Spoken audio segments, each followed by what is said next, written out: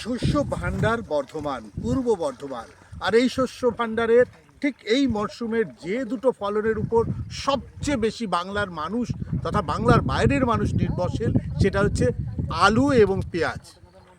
আলুর অবস্থা তো আপনারা জেনেই গেছেন কি ভয়ঙ্কর অবস্থা, কিন্তু সাম্প্রতিক যে গত সপ্তাহে যে বৃষ্টি হলো, অতি বৃষ্টির ফলে বিপর্যয়ের মুখে চাষিরা। আপনাদের দেখাবো কিভাবে জলের মধ্যে থেকে পেঁয়াজ সংগ্রহ করছে চাষিরা। দেখুন জলের মধ্যে সেই ছবি কিন্তু আপনারা প্রত্যক্ষ করছেন, কিভাবে জলের ভেতরে পেঁয়াজ চাপা পড়ে গেছে। সেই পেঁয়াজ তোলার কাজ চলছে, কারণ সবটাই বলতে গেলে ক্ষতির মুখে। আমি আপনাদের সেই ছবি একবার দেখাতে চেষ্টা করব যে এই জলের মধ্যেই রয়েছে পেঁয়াজ ঢাকা পড়ে গেছে। শুধু পেঁয়াজের ক্ষতি হয়নি, চাষি প্রায় সর্বশান্ত হয়ে গেছে আলু এবং পেঁয়াজ চাষ করে। আলুর দেওয়ালে পিঠ ঠেকতে না ঠেকতেই একেবারে মরার দশা, বলে না মরার ঘায়ে, সেরকম অবস্থা। দেখুন একবার আপনাদের দেখাই, এই পেঁয়াজ কত কষ্ট করে বুনে নিয়ে আসছে পেঁয়াজ জলের তলা থেকে।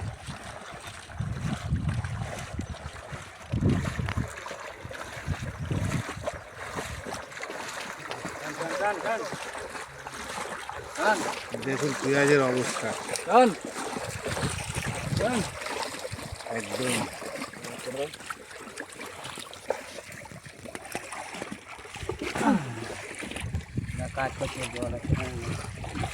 জানেন পেঁয়াজের শত্রুই হচ্ছে জল। আমি একটু যাবো ভাইদের কাছে। বিপর্যয় কি অবস্থা, কতটা ক্ষতি হয়েছে, কত দিকে জমিতে খরচ কত পড়তো, মানে চাষ করতে কত খরচ করতো? আর এটা চাষ করতে মোটামুটি 14,000 টাকা মতো খরচ। 14,000 টাকা বিঘে প্রতি। আশা ছিল হয়তো 25,000 30,000 আছে। হ্যাঁ, আশা হলেও 20-22,000 হবে, কিন্তু এটা হলো না। জলে পুরো পেঁয়াজটাই তো জলে। হ্যাঁ, পুরো পেঁয়াজ চলে, পুরো লোকসান, কিছু করার নেই।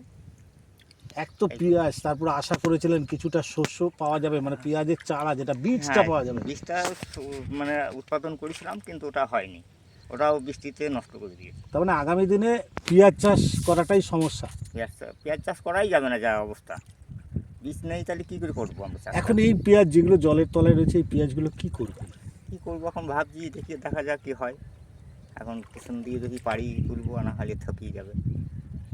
একটা খুব একদম একটা বিশেষ প্রশ্ন করছি, এই সময় আপনারা তো একটা রাষ্ট্রের অধীনে আছেন, ভারতে একটা রাষ্ট্রের অধীনে আছে, সেই রাষ্ট্রের কাছে কি চাইবেন? যারা অন্নদাতা তারা আজকে সংকটে, তাদের কাছে কি প্রার্থনা করবেন? প্রার্থনা করবো যদি কিছু দেন ওনারা, তারপর আমরা একটু দাঁড়াতে পারবো। মানে যদি দেখেন পেঁয়াজের ক্ষেতটার এখানে কি অবস্থা, কি করুণ অবস্থা, যদি দেখেন এই পেঁয়াজগুলো যদি তুলে না নেওয়া হয় তাহলে কিন্তু পুরোটাই পচে যাবে। আর মাছে ভাতে বাঙালি রান্না করতে গেলে যেটা বিশেষ উপকরণ পেঁয়াজ আর আলু ছাড়া বাংলার মানুষ বাঁচে না। কিন্তু বাংলার মানুষে এবার কিন্তু সমস্যা তৈরি হলো। আজ নয়, আগামীকাল আপনাদের কি ভয়ঙ্কর পরিস্থিতির মুখে পড়বেন যদি এই অন্নদাতারা না বাঁচে। কারণ এই ভয়ঙ্কর সমীকরণ দেখে তাদের সন্তানরা তো আর মাঠে ফিরতে চাইবে না। আমার পেছনের যদি দেখেন সারিবদ্ধ পেঁয়াজের যে চাষ রয়েছে সব কিন্তু নষ্ট হয়ে গেছে। শুধু ফলন নষ্ট হয়নি, বীজ, আগামী দিন যে বীজের উপর ভরসা করে চাষ করবেন সেই বীজও কিন্তু নষ্ট হয়ে গেছে। আমি একদম একটা কথা জানতে চাইব যে আপনারা যে চাষটা করেন, এই চাষটা করেন আনন্দে, দু পয়সা যে পরিশ্রমটা হয় তার লাভটা হয় না। ভালোবাসা, ভালোবাসা আমাদের দীর্ঘদিন ধরে করে আসছি, সেই ভালোবাসাটা রয়েছে, সেইটার জন্যই এখন এইটারই বুঝছি চাষের। সেই ভালোবাসা দেখাতে গিয়ে তো সর্বসাধ। হ্যাঁ, সর্বসাধ, কিছু করার নেই। এখন কী করবো? এই আপনাদের দেখে কি আপনাদের পরে ছেলেমেয়েরা কি তো মনেই হয় না তারা আর চাষ করতে সাহস করতে পায়? তাহলে তো পরিস্থিতি আরো জটিল।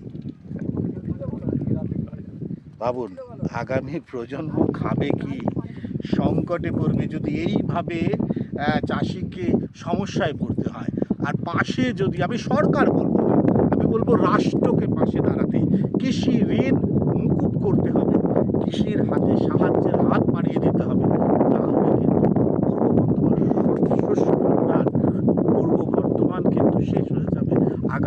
প্রজন্ম আর এই মাঠে ফিরবে না, তারা চলে যাবে পরিযায়ী শ্রমিকের কাজ করতে এ রাজ্য থেকে অন্য রাজ্যে।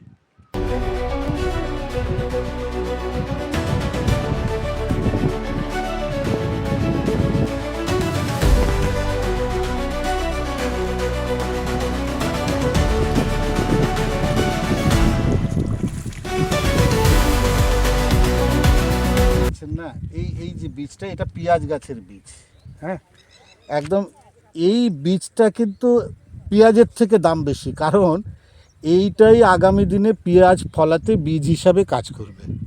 কিন্তু এই বৃষ্টির ফলে সেই বীজটাও কিন্তু এবার শেষ। তার মানে এবার 2,500 টাকা করে কেজিতে মানে বীজ কিনতে হবে কৃষককে। কি বলবেন, ভেবেছেন কখনো? আসলে আশ্বাস বাংলায় এইভাবে মাটিতে নেমে মানুষের খবর করে, মাটির মানুষের খবর করে।